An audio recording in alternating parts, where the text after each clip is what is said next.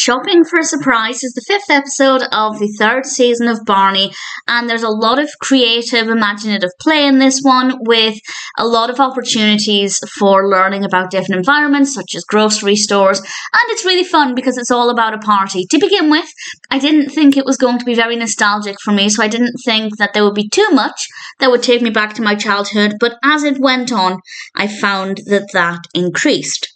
Baby Bob and Stella the Storyteller feature in this one. We also have children including Shawn, Carlos, Min, and Julie. And the episode is all about them getting ready for the party. So it's all about gathering the supplies, going to the grocery store, buying blueberry muffins, and getting a balloon, and everybody's really excited.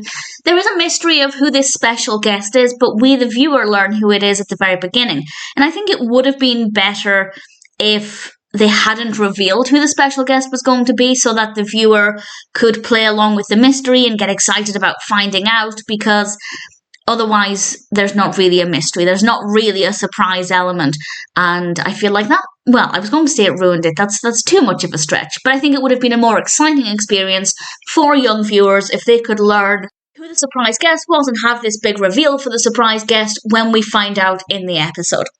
But other than that, I thought everything worked really well, and as always, I will go through the songs and talk about them and whether or not they brought me any nostalgia. The imaginative play part did bring me nostalgia because they're playing at grocery stores, playing at shopkeepers, absolutely something that I did as a child, so I think that's very relatable. I think most children have a till set where they can pretend to be shopkeepers, or at school there might be a pretend till and little shopping cart and things, so definitely very nostalgic there. Then we have the songs, and as I said, to begin with, there wasn't a lot of nostalgia, but as it went on, there were songs that I recognised, songs that I rather quite liked. So we start off with Gonna Have a Party, the street song, and the male song. I don't recognise any of those. I can't say I definitely haven't heard them before, but they didn't mean anything specific to me. We then have Peanut Butter, which is not nostalgic, but I have come to like it watching Barney. We then have a medley of 3 bakery-based songs that absolutely did take me back to my childhood, and here we have The Muffin Man, Hot Cross Buns, and Pat Cake, all of which I did love very much as a child.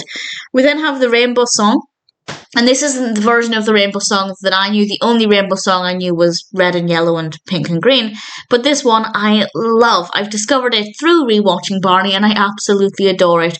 We then have Tarara Boom-Dee-Ay, and then we have Hello Goodbye, which includes some French in there as well, which is pretty decent. So ultimately, a pretty decent episode, some really great songs, really great energy, everybody's really excited and enthusiastic about the party, it's got a really great atmosphere, and then we get the party itself, and everybody's wearing party hats and throwing confetti, and it's an absolute delight. Definitely a decent episode with some opportunities for encouraging creative play. Shopping for a Surprise is not too bad at all.